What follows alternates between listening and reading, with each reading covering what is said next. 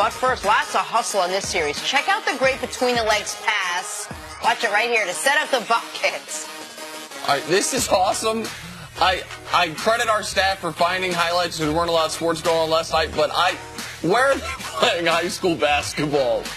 Right now, yeah. At the end of May. Yeah, do we have a time and date on this? Nice pass, though. It's a great play. I have no idea what year or month that's from, but I enjoyed seeing it. All right, this is women's flag football. Still looking for sports. Watch the receiver. Great catch over the opposition. Puts the burners on and scores the touchdown. Oh, what was the old video game commercial with the breakaway speed? I think with Donald Driver. Look at that. Oh, maybe a little off. You saw the flag on the play, see? Think they got it for offensive pass interference? Or was it flag? Watch it if they show it again. The flag on the play, you're going to see it right on the catch. Gotta love flags being thrown. Ready? Bottom left corner of the screen. Right there. The referee said no good. That's a hell of a play. Pass interference. Let's bring that back the other way. All right, Markel Fultz getting ready for next season. Looks like he could enter the slam dunk contest. Nice one-handed reverse. Ooh. Go get it, Markel. It's actually beautiful. What up, C? I'd be really impressed to see that three-point line he just ran past right there. If he would pulled up and just shot a jump shot, that's what I really wanted to see. Okay? With a uniform on and a game around him. Fultz puts highlights on the gram of him just shooting free throws. Yeah, just give me some basic highlights. You don't need to be dunking. New topic now. As of this morning, Sixers GM Bryan Colangelo still has a job. This after a report from The Ringer that he used 5 separate burner accounts to attack players on his roster, including Joel Embiid and Markel Fultz. Colangelo claims, quote, "Someone's out to get me. This is clearly not me." And now a new report that Colangelo's wife has the phone number associated with 3 of the 5 burners. Lots of process here, Nick. Should the Sixers' young core want Colangelo gone? Because this is what it really comes down to. Whether he has the job or not, do the players that he has there trust him? And this is a super important offseason. They absolutely need him. All right, so need someone in that position. I've been following this story as closely as you can because I find it fascinating. Yep. And it's confusing. The local Philadelphia blog Crossing Broad overnight did one of their own investigations about some comments that have been left for the last couple of years on newspaper articles that seem to be tied to some of these same Twitter users with inside information on Philadelphia, inside information on Toronto, which is, of course, where Colangelo was. Now there's the association with reportedly the wife's phone number. There's no way to read this situation to me as anything other than this was Colangelo doing the tweeting or someone doing the tweeting on his behalf in cahoots with his knowledge and with information. Because the information came from him. Like the wife doesn't work for the team, and there's inside information there. So I couldn't trust him. If I were these guys, I mean, one of these tweets is to Ben Simmons. I almost thought it was CeCe's burner account. It said, shoot the 3, you coward. And that was the player he was nicest to on these, or whoever was tweeting. Wait, he went after Ben Simmons and Joel Embiid. No, he went after Fultz and Embiid. Oh, no, you're right. You're correct. Absolutely right. He went after Simmons and Embiid.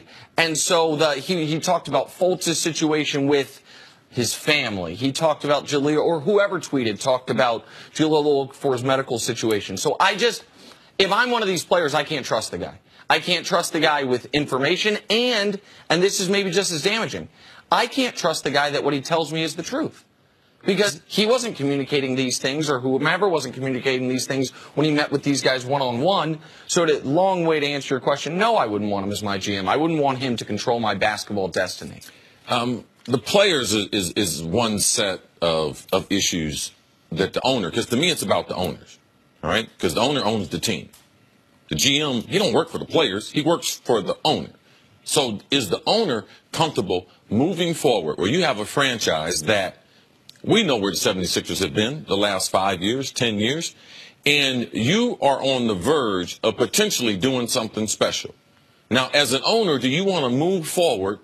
And this could be a stumbling block to you improving. Because, see, I don't see the roster improving with Colangelo still staying there on the roster. Because I believe it will potentially affect free agents. And there's too much smoke for him to be cleared of all this. Now, they're going to do an investigation. The man right now, he's innocent until proven guilty.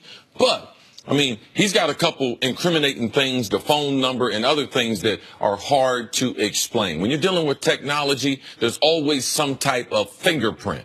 All right. So to me, I don't believe he's going to be able to go unscathed in this. The owner, there's no way the owner would want to trust him moving forward because it would affect the players. And if I'm in the locker room and if he said something about me, I want it investigated. And if he did do this, I want him fired immediately. The type of information that he put out there about players, their personal, their medical history, and you know, he knows better. I mean, he's been around basketball his whole life. And a lot of people would say he's been very privileged. He's gotten a lot of jobs potentially because of his dad. And this right here, I believe, will end his basketball career as far as the NBA executive. But, Nick, it's not just about the players in that locker room. It's other potential free agents that could come there. It's other general managers that are going to be having conversations with him about what they're going to do. It's this team going into the most important offseason, arguably, of its history with a guy like LeBron James looming. And listen, and let's just say today, LeBron came out and announced, I'm going anywhere but Philly. Or LeBron announced, I'm opting into my deal in Cleveland. This would still be an enormous offseason for Philadelphia. Because as we've discussed before, it's too complicated to get into it because of how their contract and their young players' extensions kick in.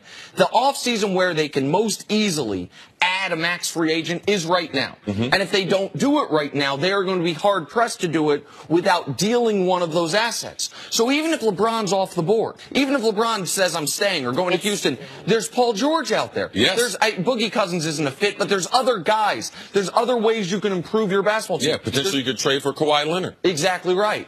And let's talk about the trade for Kawhi Leonard for a second. You think Greg Popovich right now would feel comfortable discussing that with Bryan Colangelo? Do you think if no shot. Right, absolutely. If the Spurs, where Pop is right now as far as information stuff being leaked out, dealing with more stuff than right now, no. There's no way Pop would want to deal with that. So how can you do your job?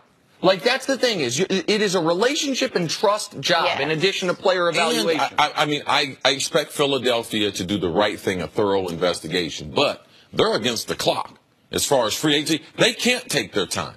Like, they have to make up their mind, is he the guy to move forward with? And they have to be able to do something with the players because, man, LeBron going to call one of the guys on the team. All right? When the ownership call him, LeBron's just going to call the guys on the team. You know, he's got relationship with those guys, and he's going to find out what the real deal is. And you don't want that information to linger on and have LeBron make a decision absent of them making a decision on Colangelo's future. But just think about it. If you're at a job and your boss reportedly said something about you to the world and it's out there, you could say all you want, well, you know, he's innocent until proven guilty. But it's out there, you hear it, and that's just the way the world works. Like, it's sitting in that locker room. And because the sensitive information, some stuff, it's not just Jahlil Okafor's alleged failed physical. It's stuff about Markelle Fultz's family that Markelle Fultz didn't want to be public knowledge, like that only people in tight NBA circles knew. Right. Also the thoughts that he potentially faked his injury. Right. There's that. There's so many things there that even if the result of this investigation is his wife went rogue, I think it's still fireable. Because you have to find out somehow. And even if it was just, man, I share things, I think we all share things like with our spouses that are not, we don't expect to ever get out there. Sometimes it's not your fault, but I think that's the least likely of the scenarios. But I want to add one other thing that I said yesterday on the show that I think is important. Sometimes you don't want to fire a GM before your biggest offseason because who are you going to hire? Like, you got a big offseason. We got these free agents to go after. The Cavs didn't bring back David Griffin. They didn't have someone in place. They tried to hire Chauncey Billups. They couldn't hire Chauncey Billups. It ended up leading to the Kyrie Irving trade.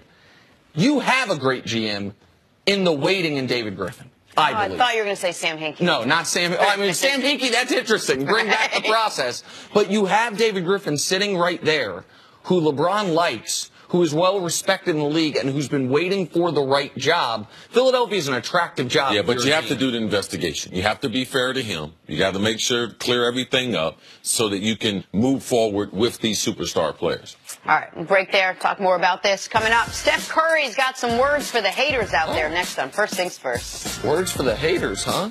That's it. Everyone's